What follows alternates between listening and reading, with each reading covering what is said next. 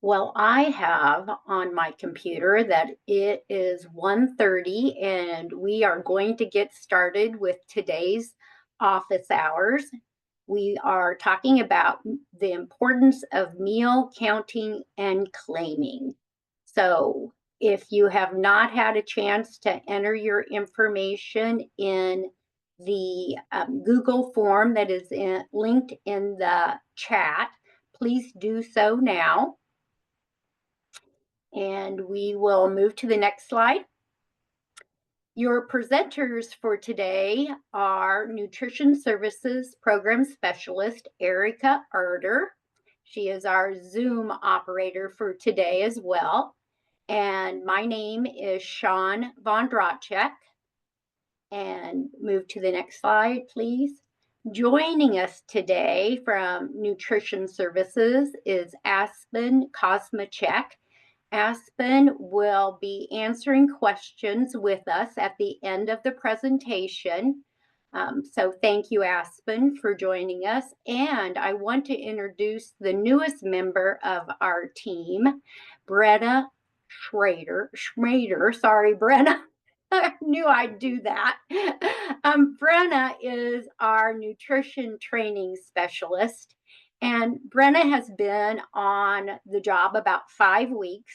So she is learning the program as well. Brenna is a registered dietitian and she has a master's degree in nutrition and dietetics. And we are so happy to have Brenna with us. So glad she has joined our team. So thank you very much. And let's move to the next slide.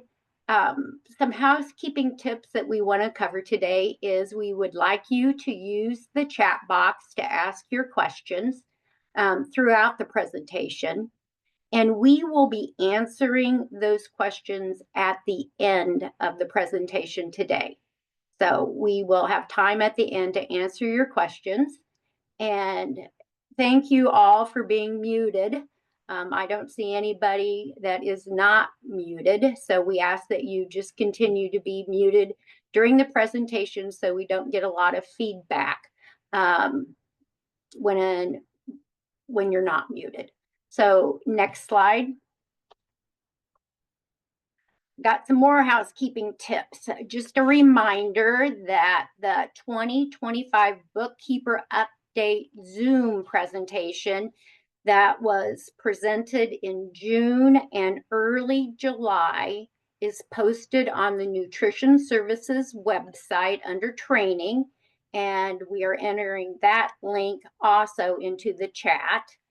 Office hours number 1, where we talked about meal eligibility, which was held the very end of July 29th. If you did not have the opportunity to join us for that training, it is also posted on the Nutrition Services website. And so please make sure that you view that as well. You will find the handouts and the slide deck for each of those presentations. After today's office hours on meal counting and claiming, we will also be posting the Zoom presentation that you're viewing today. So that's where you can find that. You should have the slide deck and handout packet. You will want to open the handout packet because we will be referring to the pages throughout the presentation. And we will be going through the order of the packet as we proceed. And the first page of the handout packet is the Professional Standards Training Certificate. And this is a certificate for professional standards for food service directors, food service staff, because they are required to have so many hours of professional standards training on an annual basis. You can certainly complete it as well as a claim bookkeeper contact.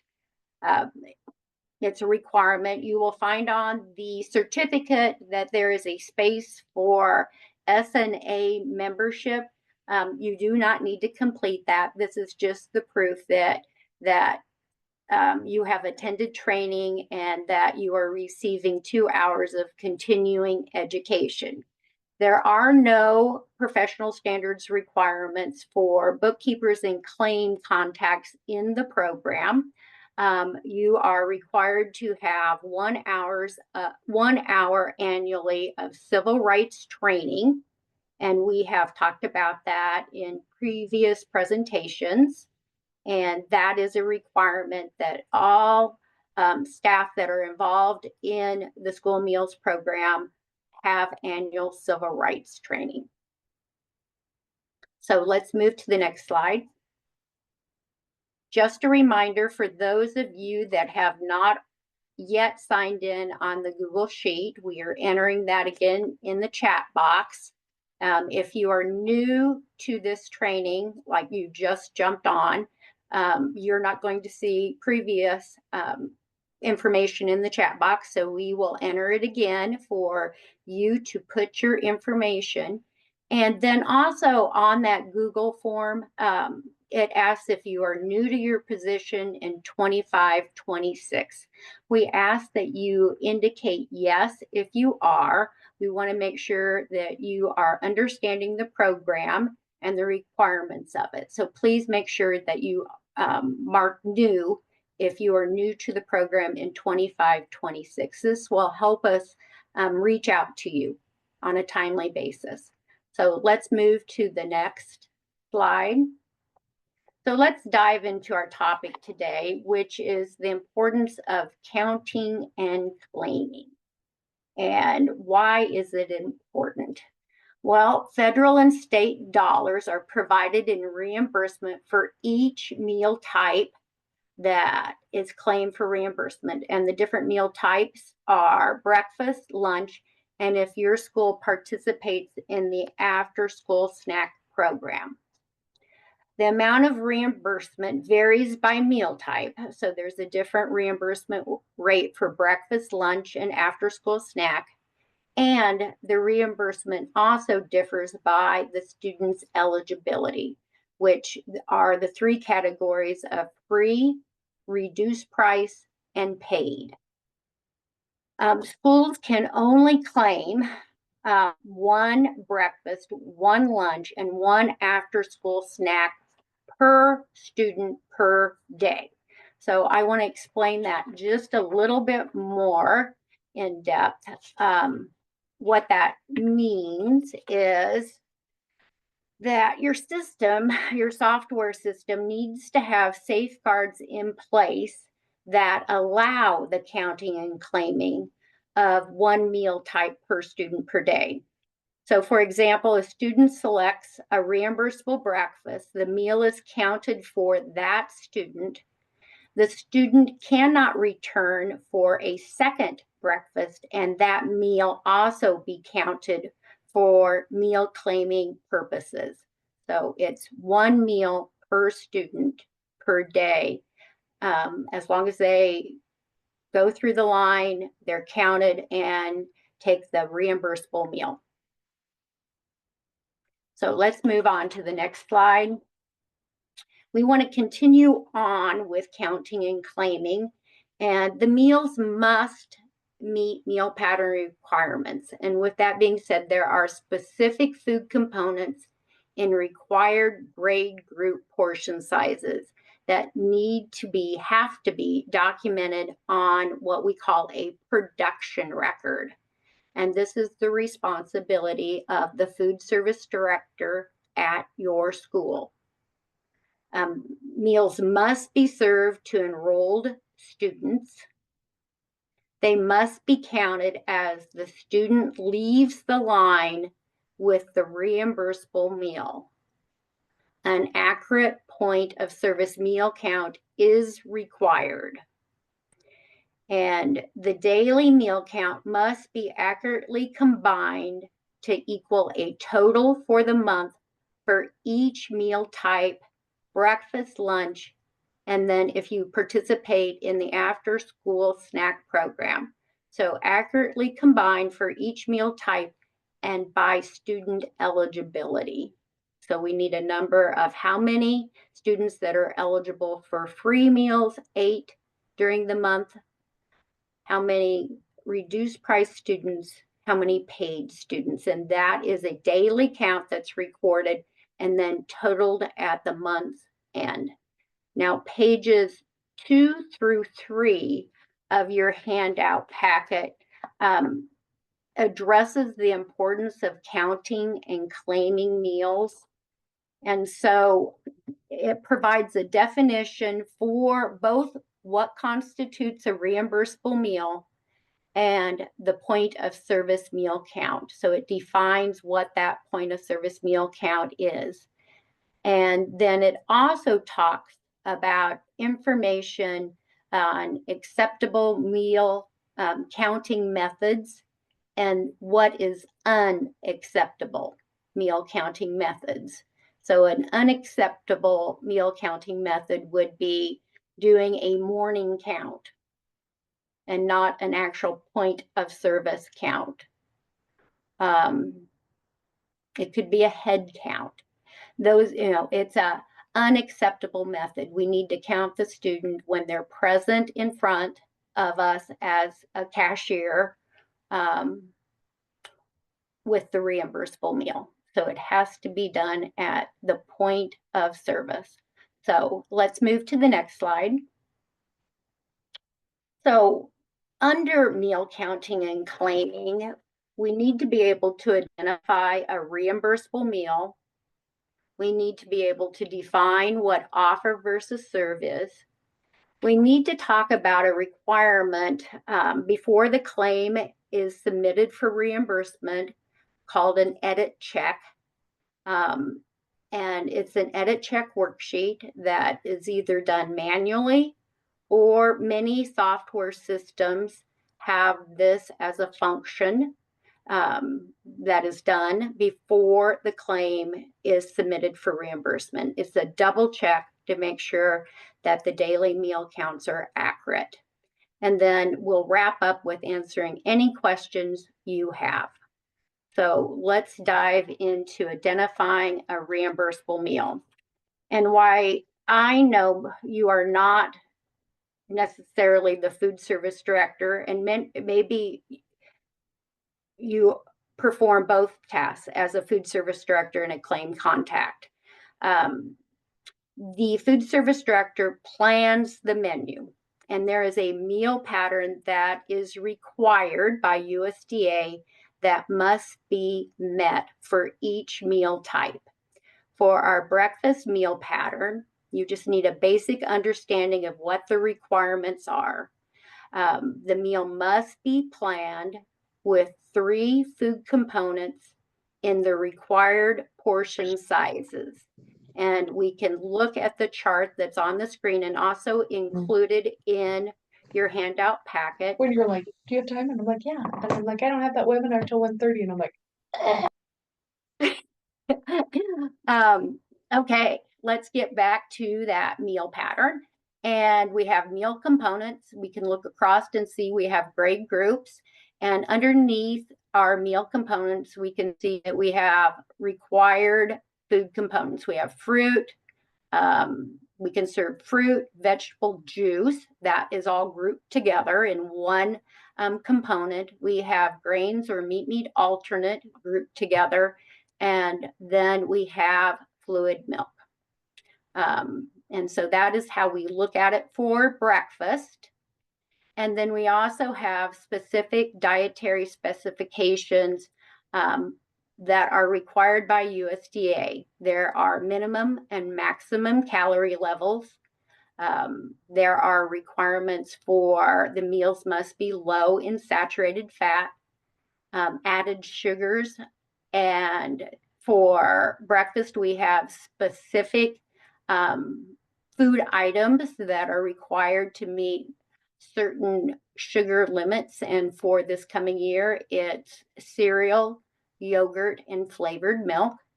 And then we also have sodium limits in place. So the meals are planned to meet specific food components, requirements for food components and portion sizes, and they also must meet the dietary specifications. So we have a basic understanding of breakfast meal pattern. And then with breakfast meal pattern, the menu must contain at least 4 food items. And we'll talk a little bit more about that later in the presentation. And let's move on then to the lunch meal pattern. And that can be found on pages 5 and 6 of your handout packet. Lunch meal pattern requires 5 food components, and these food components are fruit, vegetable, meat alternate, grains, and milk. So we have the 5 food components. Once again, there are specific portion sizes that must be planned for the different grade groupings.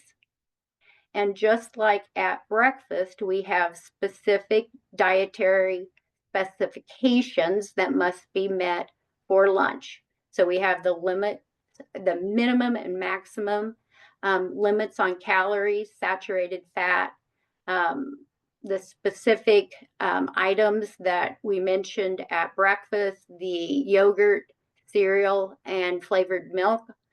Those are in place for this coming school year for added sugar.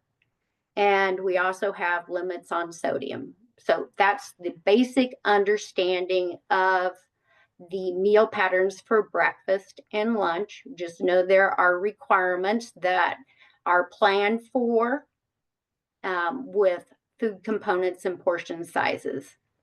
So let's move to the next slide. Another requirement is that students must be able to identify a reimbursable meal. And that includes there must be signage displayed at or near the beginning of the serving line for both breakfast and lunch. So students must be able to look at the signage, be able to determine what the food components are.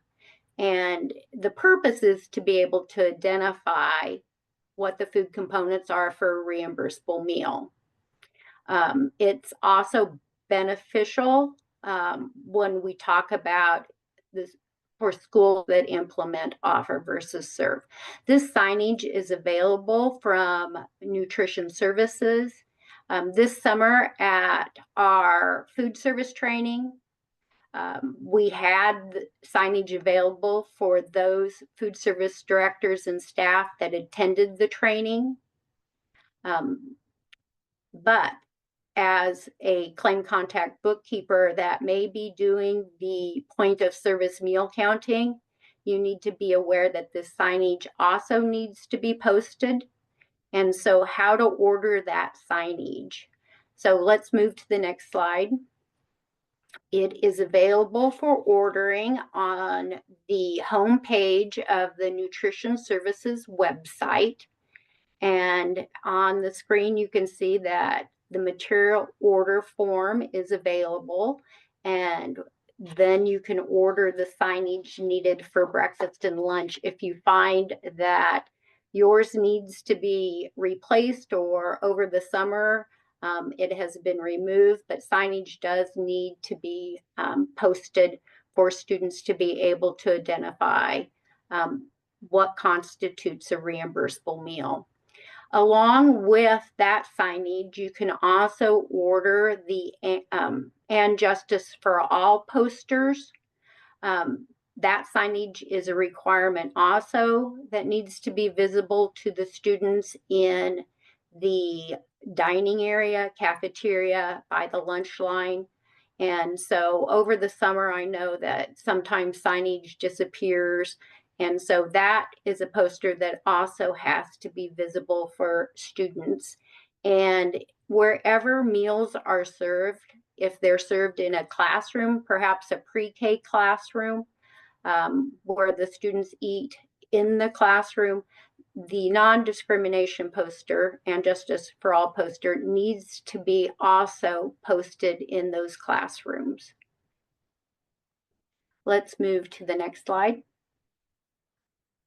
So now that we've identified what makes up a reimbursable meal, let's talk about offer versus serve. And the definition of offer versus serve is it is a provision that allows students to decline some of the food offered in a reimbursable meal.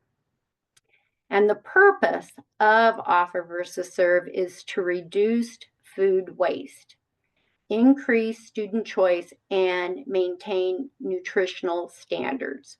So the entire meal must be offered. So the planned meal that contains all of the required food components has to be offered, but then the student can decide if they want to decline a food component. So the idea, of course, is why have a student take something that they do not intend on eating? We don't want to feed the trash can. It encourages student choice, increases food consumption. If you're allowed to be able to select what you want to eat, you're more likely to eat it. And once again, we talked about plate waste. And so offer versus serve is a great provision that's available. And so let's move to the next slide. The basics of offer versus serve. All required components must be offered in the full portion size to students. The meal must be priced as a unit. So there's no reduction in the meal pricing if a student takes all 5 components at lunch or if they take the required 3 components at lunch. It's priced as a unit. And it's the student's decision what items to decline. So, for example, students are not required to take the entree or milk as long as they have 3 other components. And one of those components has to be at least a half a cup of fruit and or vegetable. And that is a requirement both at breakfast with offer versus serve and lunch, that the student has to take at least a half a cup of fruit and or vegetable. So let's move to the next slide. And so we've talked about how the student is charged the full price for the meal, whether it contains 3, 4, or all 5 components. And then the cashier or the person that is doing the point of service meal counting must be able to recognize a reimbursable meal. So they need to, one, identify the student is present in line and that they have a reimbursable meal.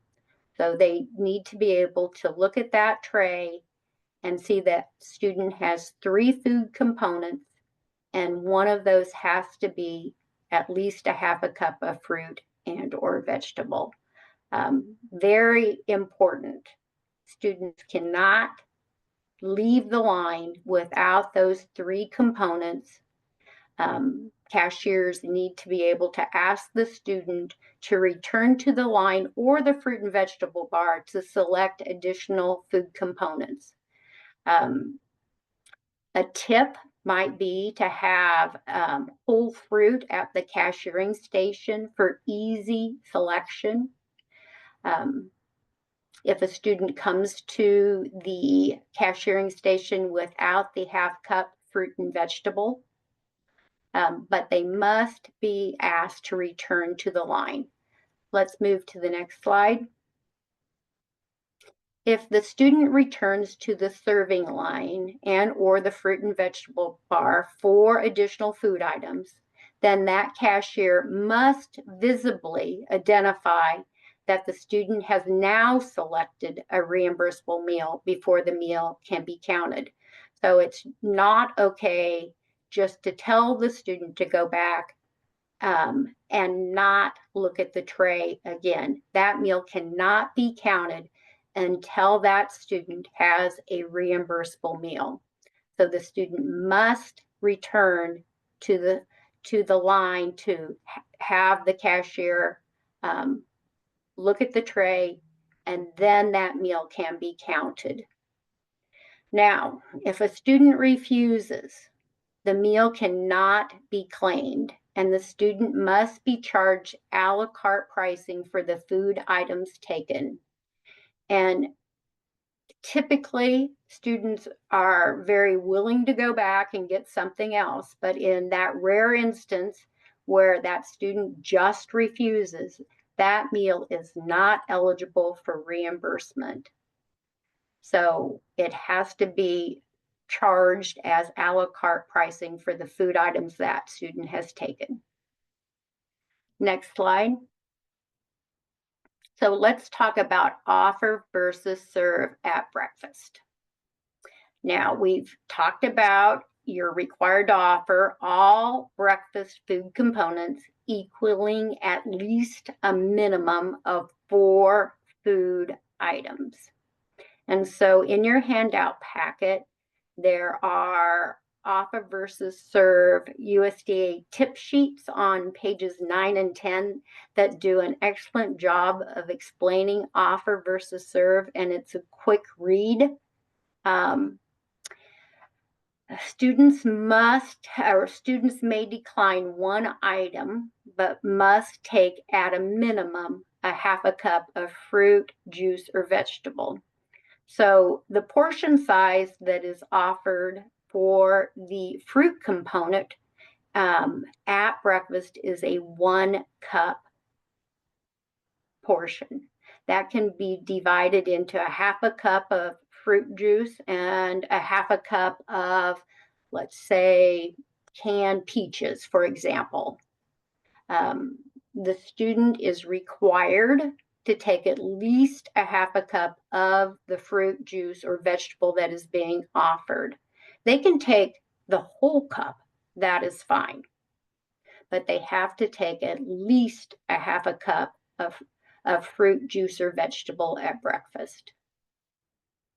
Let's move to the next slide. Schools not implementing offer versus serve. The student must leave the serving line with all food components in required portion sizes. So a school that perhaps maybe is an elementary school that chooses not to implement offer versus serve, then all 5 components, food components in the required portion sizes, which would be for the fruit and vegetable, it would be a half a cup of fruit and 3/4 cup of vegetable, milk, the grain requirement, and the meat requirement would all have to be served to the student on their tray, and they would not turn down anything. And milk would be required because it's a required food component. So that is a lot of food, especially if we're talking about a kindergartner, first grader, second grader, that the student would have to have on their tray if a school chose not to implement offer versus serve. Let's move to the next slide. For pre-K students, there is no offer versus serve option. And that would pertain to pre-K that are served separately in a classroom, or what we call not commingled, where they would come down as a separate group and would go as a separate group through the serving line. There is no offer versus serve option available. These students are required to be served a different meal pattern, and that is the CACFP meal pattern, which is smaller portion sizes, more geared to the 3 to 5 year old student. And that is why there is no offer versus serve because of the smaller portion sizes. And these students must be provided with unflavored, low-fat, or fat-free milk choices. And they also cannot receive dessert-type items. So they can't have that cookie that maybe is on the K through 12 menu, because they can't have dessert type items and flavored milk. It's unflavored milk. So we're seeing that these students aren't having the sugar that would be in those types of items. So pre-K students who eat in the classroom may be served what is called family style. And with this option, which is family style, the food is placed in bowls and it is at the table, and the students sit with a teacher and pass the bowls, and the teacher encourages the students to try the food item, and it's continually passed in the bowls. And so with this serving option, students must be offered all food components for the meal to be claimed for reimbursement. So they have to be offered all of the food items as the food is passed around to try. So that is the requirement for family style dining for pre-K students. If morning and or afternoon snack is provided to the pre-K students, these snacks are non-reimbursable. There is no snack program for morning and afternoon snack under the school meals program. And so the cost of providing these snacks, if it is provided through food service, must be billed back to the pre-K program or the general fund. And so that money that is used from the nonprofit school food service account to purchase those snacks, then that money must be reimbursed back into the program for morning and afternoon snack under the school meals program. And so on page 13 of your handout packet, we have provided the meal pattern for the CACF program for pre-K students, and you'd be looking at the portion sizes for the 3 through 5-year-olds. Moving on to the next slide. So let's now talk about offer versus serve at lunch. Offer versus serve is mandatory for high school grades. So 9 through 12, it's mandatory that you implement offer versus serve. And once again, it's optional for all lower grades. Our office encourages all grades to have the option of offer versus serve, but it is not a requirement at lunch.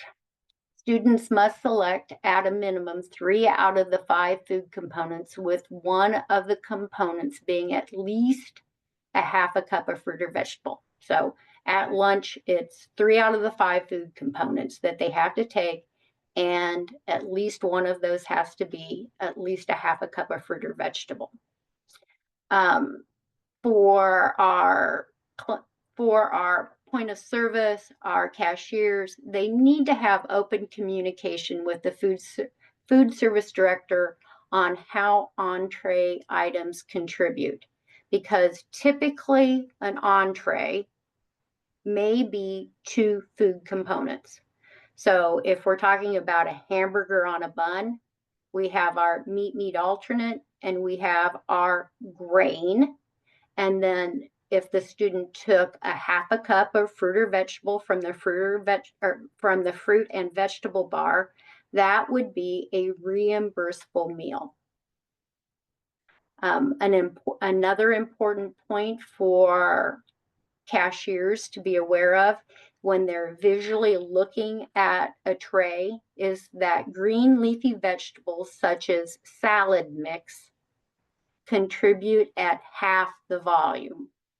So if they're identifying if that student has at least a half a cup of fruit and vegetable on that tray, and the only vegetable they have taken is salad mix from the fruit and vegetable bar, then that has to visually be at least 1 cup.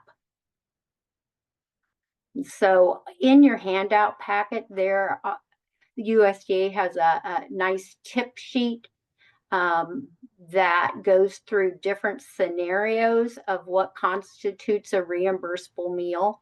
And so that would be a great training for cashiers to review that handout so that they are aware of what constitutes a reimbursable meal with offer versus serve. Moving to the next slide. After school snack program. For those schools that operate the after school snack program, there is no offer versus serve option. The menu must have at least 2 different food components in the required portion sizes.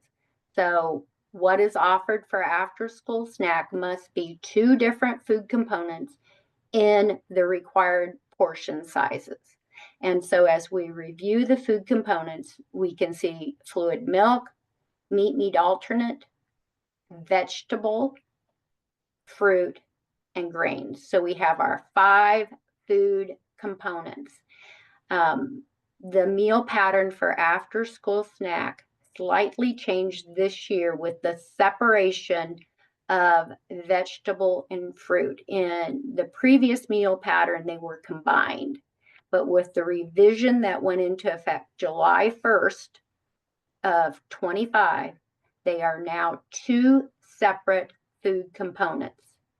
And the menu, if you are menuing, if you are planning menus for after school snack, they must be 2 different food components in the required portion size. Students must take both food components for the snack to be claimed for reimbursement. Along with the changes in the meal pattern separating the vegetable and fruit components, there are also restrictions now with grains that can be offered at after school snack. So no dessert type items can be offered. So in the past, I know that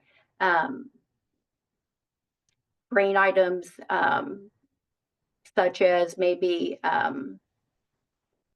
prepackaged items like granola bars or cereal bars were an option. Now those are considered dessert type items and cannot be served at after school snack. And so on the handout page 14 in your packet, it further describes those changes. And then also the grain spreads chart has been updated. So the menu planner is aware of these changes because this has been introduced at training, but just to make you aware that the items offered at after school snack may look different than what they did previously. Typically, after school snack is operated by another program than the food service program. It's usually some sort of club or some other club or organization that is offering the after school snack, and they need to be aware of these requirements to make sure that the student is counted at the after taking both food components. They cannot turn down either food component. They must leave the line with both. So let's move to the next slide. Now, I've talked already a little bit about point of service meal count, and that is that point in the serving line where it can be accurately determined that a reimbursable meal has been taken by a student. So the student is present, they have the reimbursable meal. The cashier is ready to indicate that that meal is being charged to that student, or that student has taken a reimbursable meal. Next slide. The meal count must be taken at the end of the serving line or at a location after all food components have been offered. So this includes the end of any fruit and veggie bar or any food lines. It's after all of the food components have been offered to the student.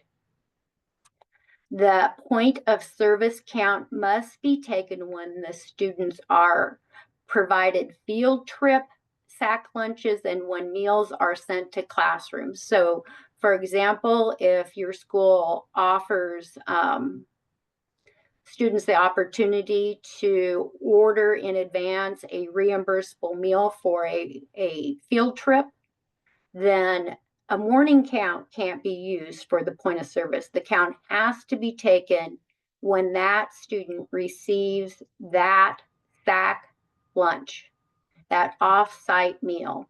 And so a roster would need to be sent so that a count is taken at the point of service when that student has that reimbursable meal. The same would apply to in-school suspension where meals are sent to maybe a classroom. We cannot use a morning count. It has to be a count taken when that student actually takes that reimbursable meal. We all know a lot can happen between a morning count and the actual time when that student receives that tray. They could leave, they could get sick and go home. It has to be an actual point of service meal count. So no classroom morning counts, attendance counts, head counts, tray counts, a count taken anywhere other than when that student has that tray in their hand, that reimbursable meal in their hand. Next slide. So there are lots of different offer versus serve resources available. USDA has a great guidance manual on offer versus serve that is linked on our website. In your handout packet, we provided the second handout that's on the screen, which is a very easy visual to understand. And then also we provided a letter to students explaining offer versus serve, because students need to be able to understand what exactly their responsibilities are when they are in the lunchroom and selecting the reimbursable meal. So we've included an example in your handout packet of what that student letter might look like. And the best time, of course, to distribute anything like that would be at the beginning of the school year. So students understand that the school is implementing offer versus serve and what their requirements are. So moving to the next slide.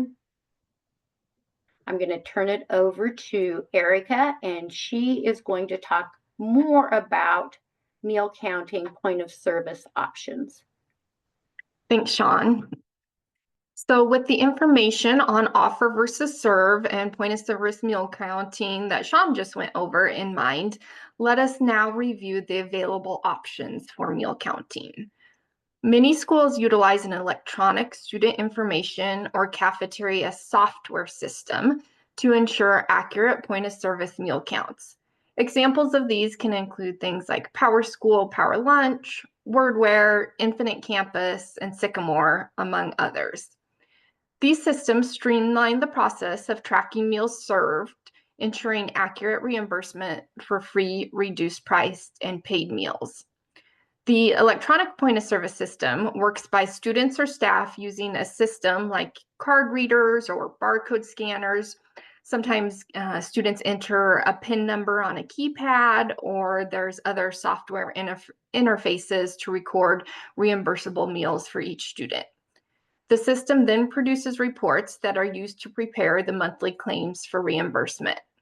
These reports must be kept on file to support your monthly claim and for audit purposes. So make sure you're saving any reports that you print out that you use to submit the claim for reimbursement. For smaller schools or for those not using an electronic software system, an alternative option is the roster checkoff method. The roster checkoff method is a manual system where a paper roster listing the students' names is used to document reimbursable meals at the point of service. And how this roster checkoff method works is that as each student receives a reimbursable meal, staff check that they have all the required components on their tray, and then they check off the student's name on the roster. The checked roster serves as the official source of documentation for daily meal counts. So these records are then used to prepare the monthly claim for reimbursement, and they also need to be retained on site to support the monthly claim for reimbursement and for any audit purposes as well. This manual method or the roster method can also serve as a backup in the event if you have a computer system failure or something like that. That's a good backup method. It's also particularly useful in those situations like Sean just talked about, such as when you're sending meals to preschool classrooms or during field trips. That might be a good time to also use a roster checkoff method. Finally, some schools use a combination of electronic and manual systems, and in this approach, paper rosters are completed at the point of service, and then they're entered later into the POS system, at a later time after lunch service is over. In these cases, the roster remains the original point of service documentation and does need to be retained along with any of those system-generated reports to support your claim for reimbursement and for any administrative reviews or audits. Regardless of the method used, meal counting and claiming must always occur at the end of the serving line after all components of the reimbursable meal, including any fruit, vegetable, or food bar selections, have been made available. And finally, all meal counting methods must ensure compliance to prevent the overt identification of students' eligibility status for free or reduced price meals. Strict measures must be taken to prevent other students or staff from identifying those receiving free or reduced price meals. Once the daily point of service meal counts have been collected, the totals are transferred into a monthly form.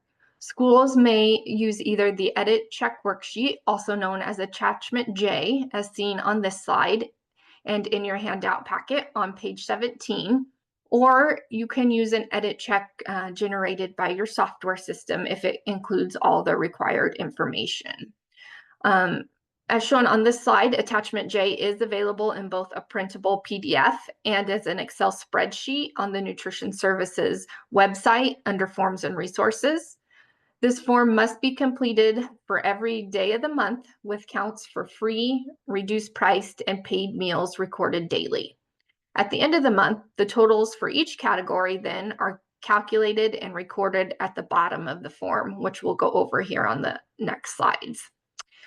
USDA requires schools to establish strong internal controls to ensure the accuracy of meal counts before submitting claims for reimbursement. So this is one of the ways that you can do that, and one key requirement is this daily edit check worksheet. An edit check must be conducted for each site participating in the National School Lunch Program, since Nebraska uses site-based claiming. The purpose of this edit check is to verify the accuracy of daily lunch counts and identify potential errors in meal counting or claiming procedures. Specifically, the edit check confirms that the number of meals claimed in each eligibility category, free, reduced priced, and paid, does not exceed the number of eligible students, and also does not exceed the number of eligible students multiplied by an attendance factor. It's important to remember that schools must maintain documentation of this edit check process. So whether your system is manual or electronic, you need to keep these edit checks on file. And they just help ensure proper claiming and safeguarding of program integrity to make sure that you're not claiming more meals than what students are eligible for.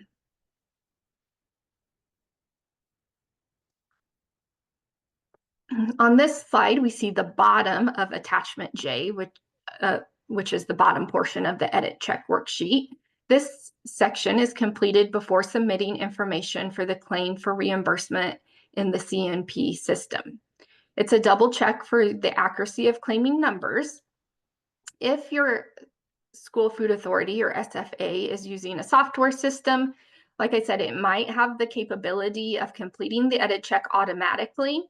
Unfortunately, some software systems do not have this feature. So just because you have a software system doesn't mean that your system automatically does it.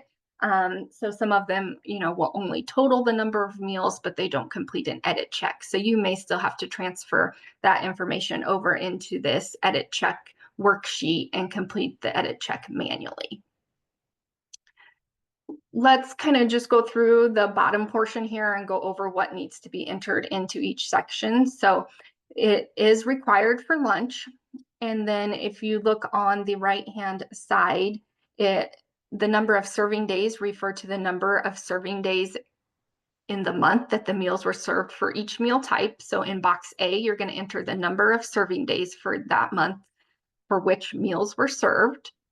For B, you're going to enter your SFA's enrollment. So that's the number of students who are enrolled in the school at that site and have access to meal service. Under C, the average daily attendance. This must be calculated to determine the average number of students in school on any given day. To do this, you're going to take the total of your daily attendance for the month and then divide that by the number of days in the month. It's important to note that anytime you're calculating student numbers, such as average daily attendance or average daily participation, which you do in the claim, you must round up to the nearest whole number. So for example, if your average comes out to be 102.25, you need to round that up to 103. And the reason for this is it's not possible to have part of a student or 0.25 of a student. So it does need to be rounded up to the next whole number to represent a whole student. The average daily attendance does need to be calculated for each site. Then under letters D, E, and F, these are for recording the highest number of students eligible for free, reduced, and paid meals in the month. If a student changes categories during the month, then they should be counted in both categories. So for example, if John Doe is eligible for reduced price meals at the start of the month, and then let's say the household submits a new income eligibility application later on, and they determine now John is eligible for free meals, then he would be counted in both the reduced price count for that month and the free as eligible for free meals that month and as eligible for reduced price meals that month. This typically happens more so during the beginning of the school year when you have families submitting applications or students showing up on the direct certification list. Carryover period is still going on. So it's more common at the beginning of the school year where you might have to list for this form, students in both of those categories for being eligible for reduced because they were eligible for reduced for part of the month and then eligible for free for another part of the month. Under G, you're going to list the attendance factor, and that's simply the average daily attendance divided by the enrollment. So that would be taking box C and dividing it by box B, and that will give you that attendance factor.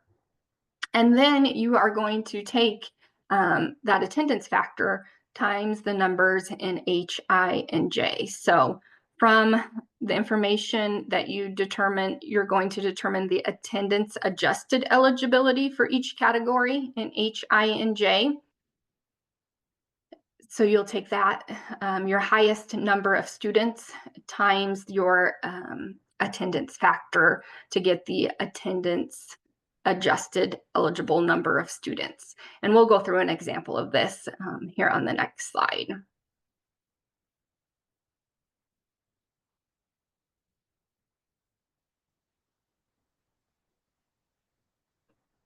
On page 18 of your handout packet, there is an example of a completed edit check worksheet, and it's also the one that's here on the slide. So let's go through this example together. At the top, the site name has been filled out. We have Lincoln Elementary, as well as the month and the year for which the form is being completed. We have August of this year. Under the student lunch section, the date and the number of free, reduced, and paid lunches has been entered for each day. In box A, the number of serving days is 11. Box B, the FSFA's enrollment is 100. And in box C, the average daily attendance is 96. For D, the highest number of free eligible students for the month was 10. The highest number of reduced eligible was 30 in box E. And then in box F, the highest number of paid eligible students is 60. In box G, we calculate the attendance factor, and that is calculated by taking the average daily attendance of 96 and dividing it by the student enrollment of 100, giving us an attendance factor of 0.96. So from there, we're going to take that attendance factor times the number of eligible free students. So in H, we take 0.96 times 10, and that gives us 9.6. And like we've been talking about, since we can't have part of a student, we would round that up to 10. In I, we take the 0.96 times 30, which gives us 28.8. And once again, we have to round up to the next whole number, which is 29. And in J, we take the 0.96 times 60, which gives us 57.6. So that rounds up to 58. Using the numbers we just calculated, you are then going to go back through each day and check for two different things. First, you're going to check that no numbers exceed the number of students eligible for free, reduced, or paid meals for the month. If they do, if you served, let's say in this example, if you served 11 students on a day eligible, then you need to go back and see what happened in your reduced price column there. Notice that the second thing that you're going to check for is going to be that none of the numbers exceed the attendance adjusted eligible numbers that we calculated in boxes H through J. So if the number of meals claimed in the category exceeds the count for attendance adjusted eligible students for the day, that count must be circled and identified for the reason for the discrepancy. So that must be documented either on the page or on the printout from your software company. So notice that the small asterisks by August 20th on this day, when both the paid and free meal count exceeded the attendance adjustable eligible counts. So 30 is greater than the attendance adjusted eligible we calculated in box I. And then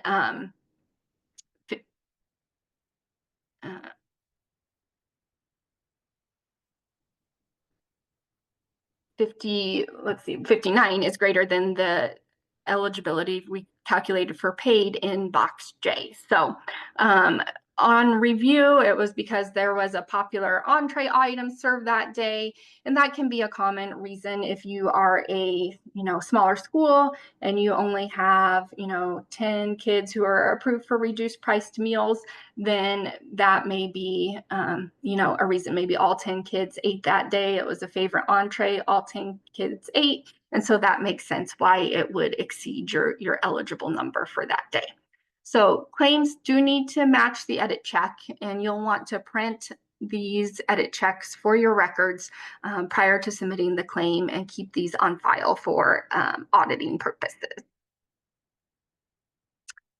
Now let's discuss submitting the monthly claim for reimbursement into the CMP system. So we'll briefly review the steps, but you also have a claim guide on pages 19 through 27 of your handout packet that you can use to go back and refer to when you're actually submitting the claim. You want to begin by logging into the CMP system. And that's where you've submitted your school meals application. That's the same system where you're going to log in and submit your claim for reimbursement. So to submit the SMP claim, you're going to click year from the menu options across the top, and then select school year 25-26. It should default to the current school year 25-26.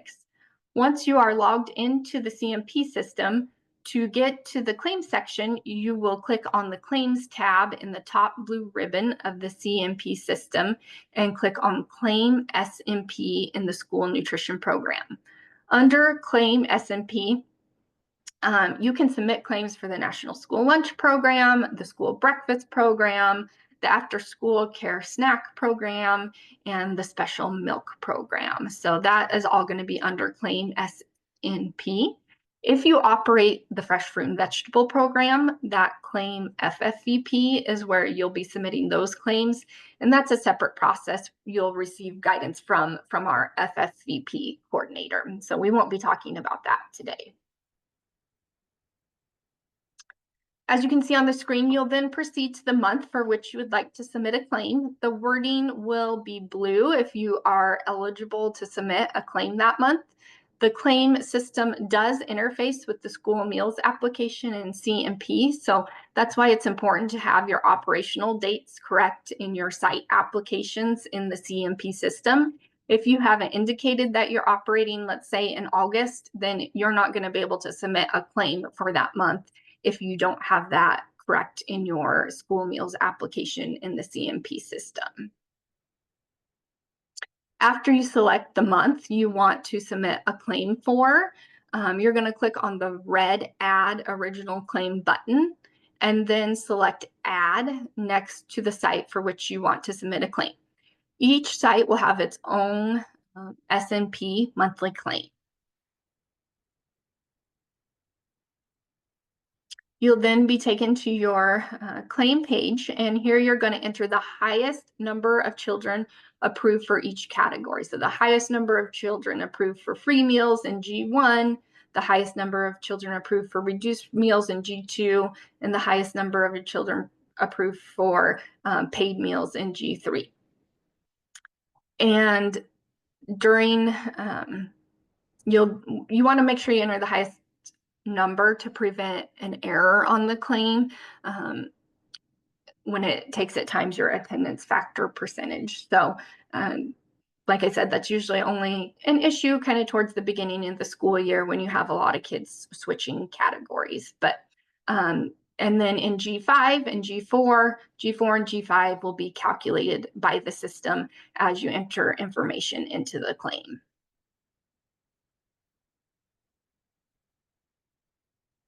You will then complete a claiming section for each program you participate in, such as lunch, breakfast, after school snack, and special milk. They each have their own section and places in the claim to enter numbers for the number of meals you're claiming. In L1 and N1, so L1 is for lunch and N1 is for breakfast, those are the number of operating days. So this is the number of meal service days in the claim month. L2 and N2, L is for, once again, for lunch, and N is for breakfast. You're going to enter the average daily attendance. So this is the total of the daily attendance for the month divided by the number of days in the month. And then you're going to round up to the next whole number. So like I said, in that example, if you have 102.25, you would need to round up to 103. So you'll enter the next whole number into the claim. Don't enter 102.25, enter 103. And then in L and in A, you'll enter the total number of reimbursable free lunches and breakfast served to enrolled students for the claim month, the total number of reimbursable reduced price lunches and then breakfast served for the claim month, and then enter your total number of reimbursable paid lunches and breakfast down below served to enrolled students for the claim month. The system will then calculate your total number of lunches and breakfasts in D.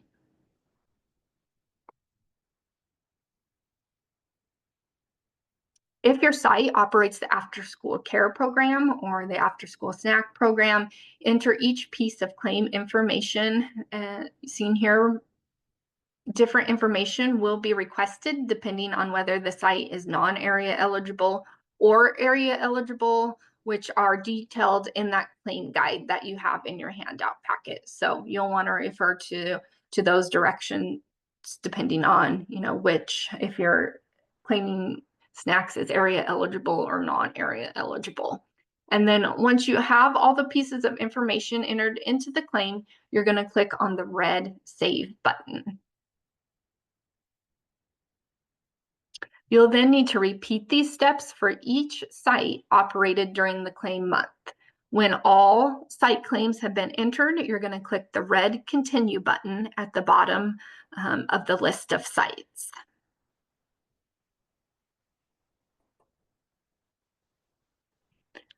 You'll then be taken to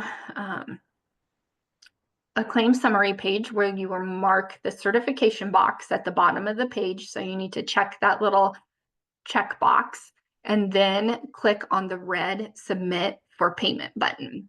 Once submitted, a confirmation page will display and you'll click Finished. You do want to check the status of any claim by viewing the claim summary page, which is the first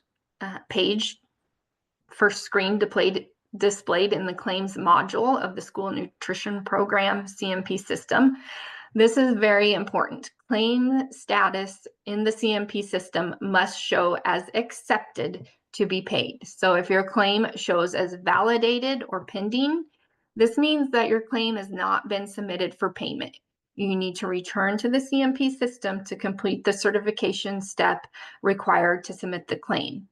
A claim in accepted status can be modified. So if you make a mistake, you can go back and modify it, but it does need to be resubmitted after all the changes have been made. And note that even if you click on modify, maybe you accidentally click on it or you were going to go in and change it, but then you find out it's correct or something. If you click on modify after the claim has been accepted, the claim does need to be resubmitted, even if you didn't make any changes. Otherwise, once again, you're not going to get paid for that claim. So if the claim says processed, that means it has been processed for payment.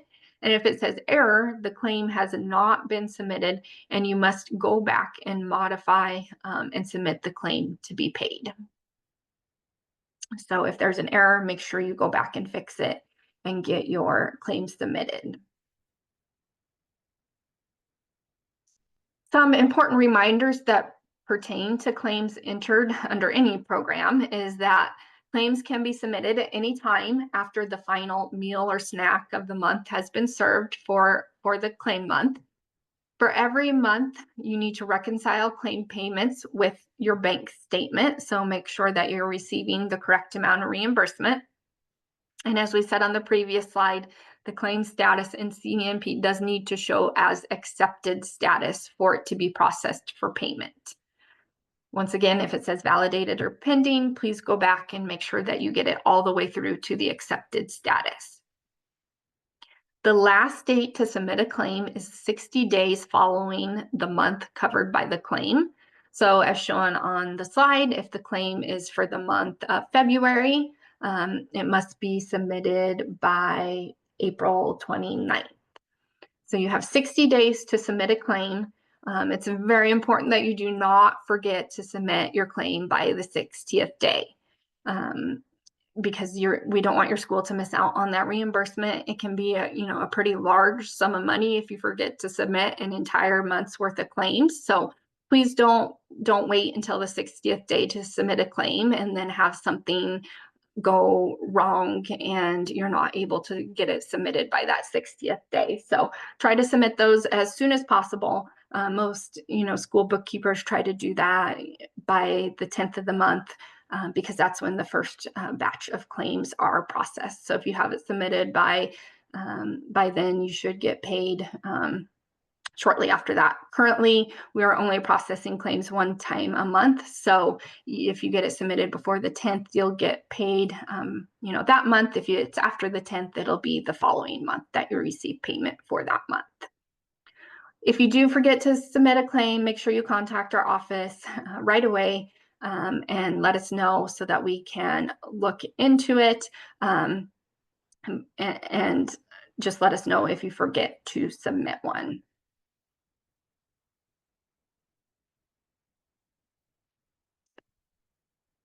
This next slide highlights how federal reimbursement works in the school meals program. Meals are reimbursed based on the student's eligibility category: free, reduced, priced, or paid. And each category has a specific reimbursement rate that is set annually by the USDA. These reimbursement rates are in effect from July 1st through June 30th for this current school year. These rates apply to both breakfast and lunch, as well as other programs such as the after-school snack program and the special milk program. Your school will receive, you can see here on the chart that you receive a higher reimbursement amount for each free meal served, a little smaller amount for the reduced price meals served, and then the lowest reimbursement amount for paid meals served. These rates are outlined on the Nebraska Department of Education website and are linked here. The link here on this slide will take you directly to that reimbursement rate chart. You can also get to them by going to click links highlighted on the left side of the screen and then clicking on reimbursement rates. It's important to remember that schools must accurately document meal counts by eligibility category. Those counts directly determine the amount of federal reimbursement your school receives. So in addition, there's also, to these reimbursement rates, there's also the performance-based incentive funds, which are available for schools that meet specific meal pattern requirements. So that's why accurate counting and claiming and meeting the required meal pattern is so important. It directly relates to how much reimbursement your school receives.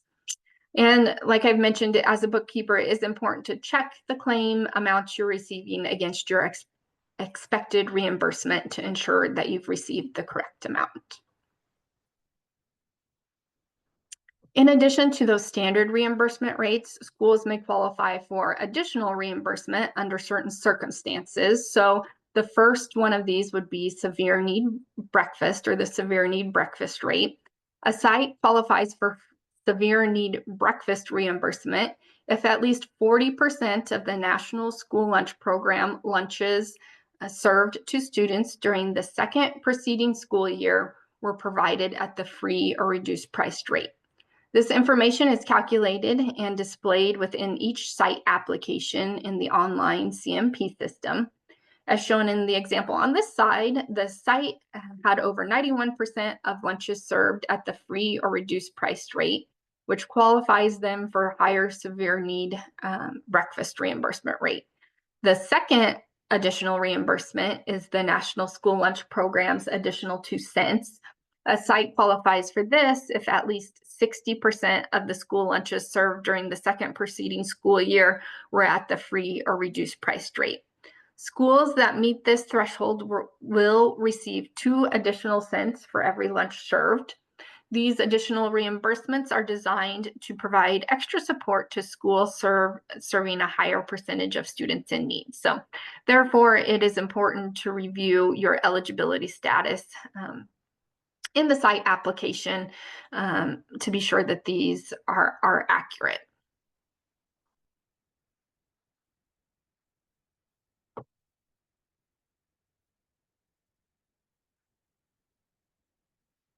Additional reimbursement is provided for the National School Lunch Program 9-cent performance-based incentive, which is an additional 9-cent performance-based reimbursement paid when all meal pattern requirements regarding components are met. So these are for compliance with vegetable subgroups and the whole grain rich requirements, for example.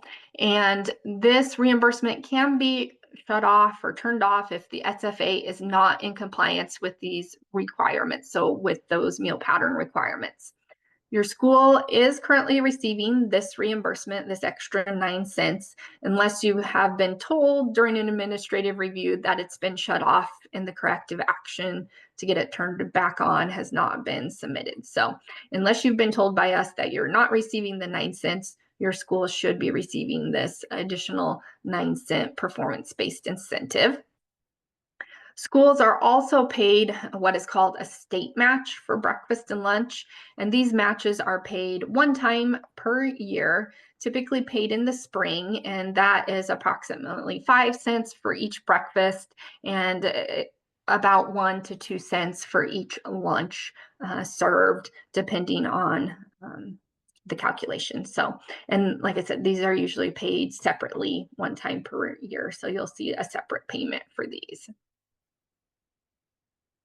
A common question we often get is what is the maximum price that can be charged for a reduced priced meal to a student? And so we just wanted to go over that. The maximum price for a reduced price breakfast is 30 cents. So you can only charge students who qualify for reduced priced breakfast 30 cents. If they qualify for a reduced price lunch, the maximum price that can be charged to that student is 40 cents. And the maximum price to charge for an after-school snack for a reduced priced after-school snack is 15 cents. And these are set by the USDA, these maximum prices. And then one final thing we wanted to make bookkeepers aware of during this training is the requirement to complete Attachment I, which is the on-site review form. Attachment I must be completed by SFAs with more than one feeding site. And this attachment or this form should be completed by either the authorized representative or a bookkeeper, someone other than your food service director. You must conduct one review for all sites serving lunch. So for every site serving lunch, one of these forms needs to be completed. And then at least 50% of the sites serving breakfast. These do need to be completed by February 1st of each year. So for this year, you need to have it completed by February 1st of 2026. And you can conduct them anytime up to or before that date as well. So, but they need to be done by February 1st. You will just maintain these forms on site. They're not submitted to us at Nutrition Services unless we ask for them, but they will be asked for during an administrative review. And they can be found on our website under Forms and Resources. And in your handout packet, there is a blank one on pages 28 and 29 of your handout packet. Wrapping up here, this is just the non-discrimination statement for the school meals program. And we do ask that you take a few minutes to complete this short evaluation of today's training. It's only a few questions. It really helps us know, if the information we're providing is helpful and if there's any other topics that you guys want to learn about. So we are going to put this link into the chat. If you have a smartphone, you can also use your phone to scan the QR code and it will take you directly to it. Please let us know right away if you're not able to complete the evaluation for some reason. If it's not letting you complete it, please let us know. But